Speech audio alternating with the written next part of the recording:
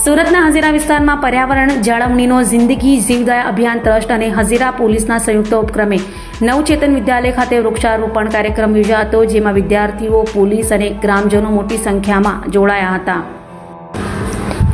સુરતના હજીરાના જૂનાગામ વિસ્તારમાં આવેલી નવચેતન વિદ્યાલય ખાતે યોજાયેલા આ વૃક્ષારોપણ કાર્યક્રમનો મુખ્ય હેતુ વિદ્યાર્થીઓમાં પર્યાવરણ પ્રત્યે જાગૃતિ લાવવાનો અને હરિયાળું ભવિષ્ય નિર્માણ કરવાનો હતો.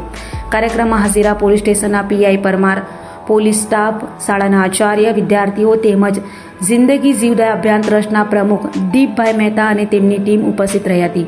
ઉપરાંત જૂનાગામ પંચાયતના સરપંચ, ઉપસરપંચ અને સભ્યોએ પણ હાજરી આપી વૃક્ષારોપણ કર્યું હતું. મહાનુભાવોના હસ્તે શાળા પરિસરમાં વિવિધ વૃક્ષો વાવવામાં આવ્યા અને તેની નિયમિત માવજત કરવાનો સંકલ્પ લેવામાં આવ્યો. પોલીસ અને સામાજિક સંસ્થાના સંયુક્ત પ્રયાસથી યોજાયેલા કાર્યક્રમને સ્થાનિકોમાં પણ સારો પ્રતિસાદ મળ્યો હતો. નમસ્કાર, મારું નામ સતીશ પટેલ. હું નવચેતન વિદ્યાલય જૂનાગામ શિવરામપુરમાં આચાર્ય તરીકે ફરજ બજાવું છું. આજે શાળામાં જિંદગી જીવદયા અભિયાન તેમજ હજીરા પોલીસ સ્ટેશનના સંયુક્ત પ્રયાસ રૂપે અહીંયા અમારા વિદ્યાર્થીઓ અને શિક્ષકો તેમજ પોલીસ ડિપાર્ટમેન્ટ અને ગ્રામજનો દ્વારા વૃક્ષારોપણનો કાર્યક્રમનું આયોજન કરવામાં આવ્યું છે.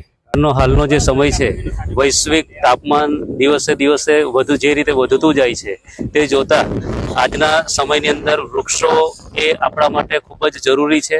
અને આજના જે બાળક છે, અમારા બાળકોને અમે એ સંદેશ આપવા માંગીએ છીએ કે દીકરાઓ, વૃક્ષો વાવો તો તમારું ભવિષ્ય છે, અને વૃક્ષો વાવો અને સાથે સાથે એનું જતન પણ કરો. શિયાળા અને ઉનાળાની અંદર બાળકો પોતે અમે દરેક બાળકોને એ રીતના એનો પ્રોજેક્ટ આપીશું કે તમે તમારું જે વૃક્ષ છે તમારે ઉછેરવાનું છે અને તમારે સાથે એના ફોટા પણ અમને મોકલાવાના છે, અને એ રીતના અમે એનું જતન કરીશું. Thank you very much.